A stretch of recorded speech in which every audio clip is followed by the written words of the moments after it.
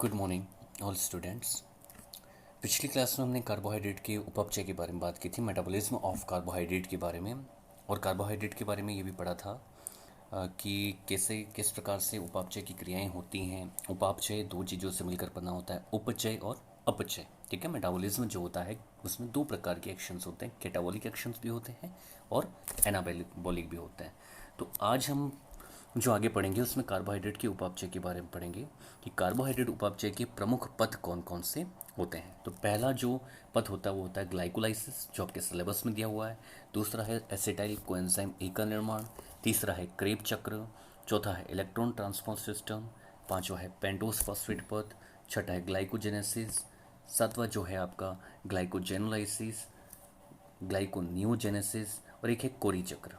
ठीक है, इसमें से जो जो आपके सिलेबस में दिए हुए हैं वो हमें स्टडी करने हैं डीपली। जो first of all glycolysis start करते हैं आज। ग्लाइकोलाइसिस जो है इसका मतलब समझिएगा, ग्लाइकोस और लाइसिस से मिलकर बना है। ग्लाइकोस मतलब होता है शुगर, ठीक है ना, शर्करा, और लाइसिस मतलब होता है उसका विघटन करना, उसका विखंडन करना। मतलब ग्लाइकोलाइसिस का अर्थ होता है शर्करा का या शुगर का विघटन करना, उसका स्प्लिटिंग करना उसकी। ठीक है ना, तो ये होता है इसका मतलब। तो ग्लाइकोस में ग्लूकोज का क्या होता है, विघटन होता है, इसकी स्प्लिटिंग होती है। और किस रूप में होती है, अवायवीय रूप में होती है, अनएरोबिक रूप में होती है। और क्या बनता है, पायरुविक अम्ल का निर्माण होता है। तो किससे बन रहा है, ग्लूकोज से। क्या बन रहा है, पायरुविक एसिड बन रहा है। आ गया समझ में। तो ग्लाइकोलाइसिस में ग्लूकोज का विघटन होता है अवायवीय रूप से और पायरुविक अम्ल बनता है। ठीक है, यह क्रिया कोशिका द्रव्य में होती है और यहाँ पर ऑक्सीजन का उपयोग नहीं होता है। तो साइटोप्लाज्म में ये क्रिया होती है बिना ऑक्सीजन के उपयोग में। ठीक है, तो पहली बात क्लियर हो गई कि ग्लाइकोलाइसिस में किसका विघटन हो रहा है, ग्लूकोज का। किस में हो रहा है, तो पायरुविक एसिड में हो रहा है। ये क्रिया कहाँ हो रही है, तो साइटोप्लाज्म में हो रही है। और ये ज़रूरी है जानना कि ये बिना ऑक्सीजन के होती है। ठीक है ना, मतलब यहाँ पर ऑक्सीजन की आवश्यकता नहीं है, फिर भी ग्लाइकोलाइसिस होगा, मतलब एन एरोबिक रूप में हो रही है यहाँ पे। ठीक है ना, अनॉक्सी श्वसन किसको कहते हैं। ठीक है ना, तो ये क्रिया जो है वो 10 चरणों में होती है। कितने चरणों में होती है, 10 चरणों में होती है। और इनकी खोज की थी 1930 में, 3 जर्मन वैज्ञानिक थे, एम्डन, मेयरहोफ और परनास, इन तीनों ने की थी। और ग्लाइकोलाइसिस को इसीलिए इन तीनों के नाम के आधार पर ईएमपी पथ भी कहते हैं। क्या कहते हैं, ईएमपी पथ। ग्लाइकोलाइसिस में जो 10 चरण हैं उसमें से जो पहला है, तीसरा है और 10वां जो है, फर्स्ट, थर्ड एंड 10th पद जो होते हैं वो एक दिशीय होते हैं। एक दिशीय का मतलब क्या होता है, वन डायरेक्शनल होते हैं, यूनिडायरेक्शनल होते हैं। ठीक है ना, मतलब क्या है कि ये इरिवर्सिबल होते हैं, मतलब एक ही दिशा में जाते हैं, इनको वापस पहले जैसा बनाया नहीं जा सकता। यानी फर्स्ट पद जो है अगर उससे दूसरा पद बन गया तो दूसरे से वापस पहला पद प्राप्त नहीं कर सकते। ठीक है ना, तो वो कहलाता है एक दिशा, मतलब एक ही दिशा में चलते हैं। और बाकी जो होते हैं वो द्विदिशीय होते हैं, बाई डायरेक्शनल होते हैं, मतलब ये रिवर्सेबल होते हैं। कैसे होते हैं, रिवर्सेबल होते हैं ये स्टेप। ग्लाइकोलाइसिस जो क्रिया है इसको हम 3 पदों से पूरी क्रिया को समझ सकते हैं। कौन कौन से 3 पद हैं, समझते हैं। पहला है ग्लूकोज का फॉस्फोरिलीकरण। पहला जो है वो है ग्लूकोज का फॉस्फोरिलीकरण। इसको समझिएगा कि ग्लूकोज का क्या होता है, फॉस्फोरिलीकरण होता है। तो इसमें क्या होता है, ग्लूकोज के साथ में फॉस्फेट समूह जुड़ता है। दूसरा, अब ग्लूकोज के साथ फॉस्फेट समूह जुड़ गया तो इसको कहते हैं फॉस्फोरिलीकृत ग्लूकोज। ठीक है, इस अणु का फॉस्फोग्लिसरैल्डिहाइड के 2 अणुओं में क्या हो जाता है, स्प्लिटिंग हो जाती है, विघटन हो जाता है। तो ये क्या होगा, splitting of phosphorylated glucose molecule in 2 molecules of phosphoglyceraldehyde. ठीक है, तीसरी जो स्टेप है उसमें होता है पायरुविक अम्ल जो होता है उसके 2 अणुओं का निर्माण होता है। कितने अणु बनते हैं, पायरुविक एसिड के 2 अणु बनते हैं। तो सबसे पहली बात हमने यही देखी थी, ग्लूकोज के एक अणु से पायरुविक अम्ल के कितने अणु बनते हैं, 2 अणु बनते हैं। ग्लूकोज जो होता है उसमें 6 कार्बन होते हैं। कितने कार्बन होते हैं, 6 कार्बन। और पायरुविक अम्ल के अंदर कितने कार्बन होते हैं, 3 कार्बन होते हैं। ठीक है, तो formation of 2 molecules of pyruvic acid. तो ये हो गया, आपकी 3 प्रोसेस होती हैं। पहला प्रोसेस होती है ग्लूकोज का फॉस्फोरिलीकरण होता है। सेकेंड में फॉस्फोरिलीकरण जो ग्लूकोज है उसका फॉस्फोग्लिसरैल्डिहाइड के 2 अणुओं में क्या हो जाता है, स्प्लिटिंग हो जाती है। और थर्ड, पायरुविक अम्ल के 2 जो मॉलिक्यूल्स होते हैं वो बनते हैं। और ग्लाइकोलाइसिस की जो पूरी जो रिएक्शन है उसको एक इक्वेशन के द्वारा यहाँ पर लिखी हुई है कि क्या क्या इसमें रिएक्शन होती है। तो C6H12O6, ये आपका जो सूत्र है ये ग्लूकोज का सूत्र है। 2 एटीपी काम में लिए जाते हैं। आपको ध्यान रखना ग्लाइकोलाइसिस में कितने एटीपी खर्च होती है, तो 2 एटीपी खर्च होती है। ये 2 एटीपी जब हम उसके अंदर जो प्रॉफिट गिनेंगे तो 2 एटीपी माइनस कर देंगे तब, ठीक है। 4 एडीपी यूज में आती है, फॉस्फोरस, ठीक है ना, ये फॉस्फेट समूह है। NAD+ भी यहाँ पे काम में लिया जाता है। और क्या बनता है, पायरुविक एसिड बनता है C3H4O3। साथ में 2 ADP, 4 ATP और 2 NADPH2 मुक्त होते हैं, ठीक है। अब ये पूरी क्या होगी इसकी प्रोसेस। ग्लाइकोलाइसिस में जो 6 कार्बन वाला ग्लूकोज है उसके एक अणु का जब स्प्लिटिंग होती है, विखंडन होता है, ठीक है, तो उससे 3 कार्बन वाला पायरुविक एसिड बनता है। कितने अणु बनते हैं इसके, 2 अणु बनते हैं। यही पायरुविक एसिड जो है आगे जाएगा आपका, ठीक है, और एसिटाइल कोएंजाइम जिसको डिकार्बोक्सिलेशन की क्रिया होती है तो एसिटाइल कोएंजाइम ए बनता है। और ये एसिटाइल कोएंजाइम ए जो होता है उसके द्वारा पायरुविक एसिड है वो क्रेब चक्र के अंदर जाता है, ठीक है। वो क्रेब चक्र भी हमें आगे पढ़ना है।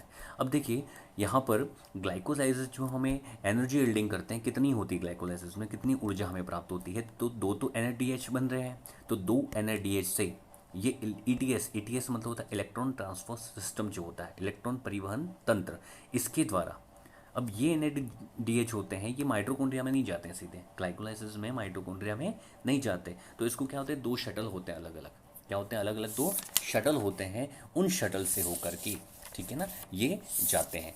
अगर ये 2 शटल होते हैं, एक होता है मैलेट शटल, दूसरा होता है ग्लिसरॉल फॉस्फेट शटल, है ना। अगर मैलेट शटल से होके जाते हैं तो NADH के एक अणु से 3 ATP बनते हैं। कितने बनते हैं, 3 ATP। और अगर ये ग्लिसरॉल फॉस्फेट शटल से होके जाएंगे तो एक NADH से 2 ATP बनता है।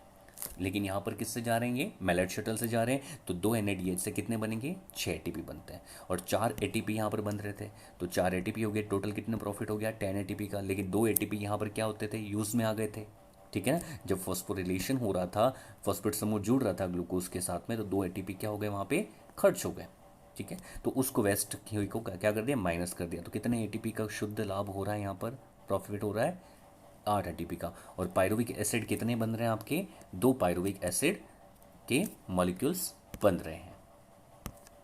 अब देखिए आगे बात करते हैं कि ये जो पायरुविक एसिड बन रहा है ग्लूकोज से, तो ये जो ग्लाइकोलाइसिस की प्रोसेस है उसमें टोटल 10 चरण होते हैं, 10 स्टेप्स होती हैं। कौन कौन सी 10 स्टेप्स होती हैं, तो वो ध्यान रखना आपको। सबसे पहले मैंने बताया था ग्लूकोज का क्या होगा, फॉस्फोरिलेशन होगा, ठीक है ना। तो फॉस्फोरिलेशन जो होता है इसका, इसमें फर्स्ट जो चरण होता है, ग्लूकोज कितने कार्बन वाला है, 6 कार्बन वाला है, ठीक है। ATP इसको दी जाती है, ऊर्जा दी जाती है, तब जाके इसमें क्या होता है, स्प्लिटिंग होती है, ये विखंडित होता है, टूटता है।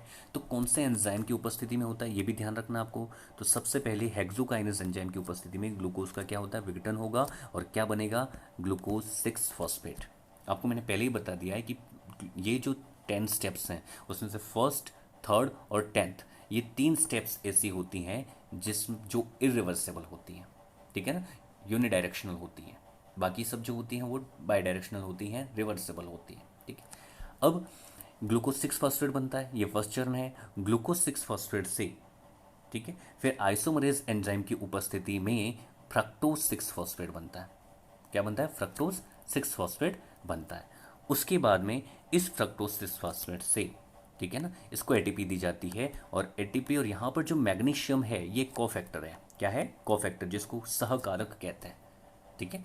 ये फॉस्फोफ्रक्टोकाइनेज एंजाइम की उपस्थिति में ये फ्रक्टोज 6 फॉस्फेट किस में कन्वर्ट हो जाएगा, आपके फ्रक्टोज 1,6 डाइफॉस्फेट में कन्वर्ट हो जाता है, ठीक है। अब तक जो चल रहे हैं कार्बन कितने थे, ग्लूकोज में भी 6 थे और यहाँ पर भी कितने हैं, 6 ही है, ठीक है, ध्यान रखना है। अब तक कार्बन बटे नहीं है। अब देखिए आगे क्या होता है कि फ्रक्टोज 1,6 डाइफॉस्फेट जो होता है एल्डोलेज एंजाइम की उपस्थिति में, ठीक है ना, एल्डोलेज एंजाइम की उपस्थिति में, जिसको फॉस्फोफ्रक्टोकाइनेज भी कहते हैं, इस एल्डोलेज एंजाइम की उपस्थिति में क्या होता है, ये 2 भागों में बढ़ जाता है। 3 कार्बन वाले 3 फास्फोग्लिसरल्डिहाइड में और डाइहाइड्रोक्सी एसीटोन फॉस्फेट में ये क्या हो जाता है, कन्वर्ट हो जाता है। मतलब यहाँ से क्या हो गया, थर्ड चरण में ये 2 भागों में टूट जाते हैं, ठीक है। तो क्या क्या बना इससे, फास्फोग्लिसरल्डिहाइड और डाइहाइड्रोक्सी एसीटोन फॉस्फेट बनता है। अब देखिएगा इस फास्फोग्लिसरल्डिहाइड को क्या लिखा है शॉर्टकट में, PGAL, है ना, 3PGAL। कितने कार्बन वाला, ये 3 कार्बन वाला। और यहाँ पे डाईहाइड्रोक्सी एसीटोन फॉस्फेट, ये भी 3 कार्बन वाला है, इसको लिखा है DIHAP, डाईहाइड्रोक्सी एसीटोन फॉस्फेट।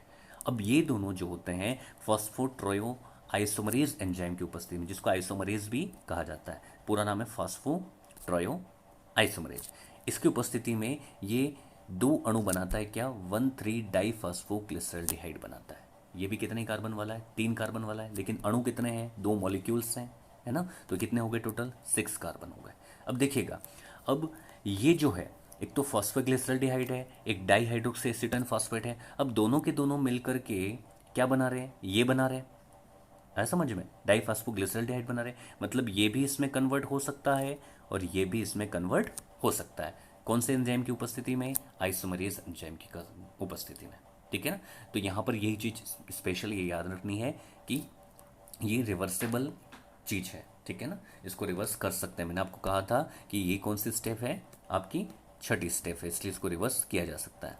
अब आगे देखिए, ये जो 1,3 डाइफॉस्फोग्लिसरॉल्डिहाइड है वो डीहाइड्रोजिनेज एंजाइम की उपस्थिति में इससे क्या बनेगा, आपके 1,3 डाइफॉस्फोग्लिसरिक एसिड बनता है, ठीक है। और ये 1,3 डाइफॉस्फोग्लिसरिक एसिड जो है डाइफॉस्फोग्लिसरोकाइनेज एंजाइम की उपस्थिति में बनता है इससे 3 फास्फोग्लिसरिक एसिड, ठीक है। ये सारे के सारे क्या बन रहे हैं, 2 मॉलिक्यूल्स बन रहे हैं। कितने मॉलिक्यूल्स बन रहे हैं, 2, और कितने कार्बन वाले हैं, 3 कार्बन वाले हैं, ठीक है।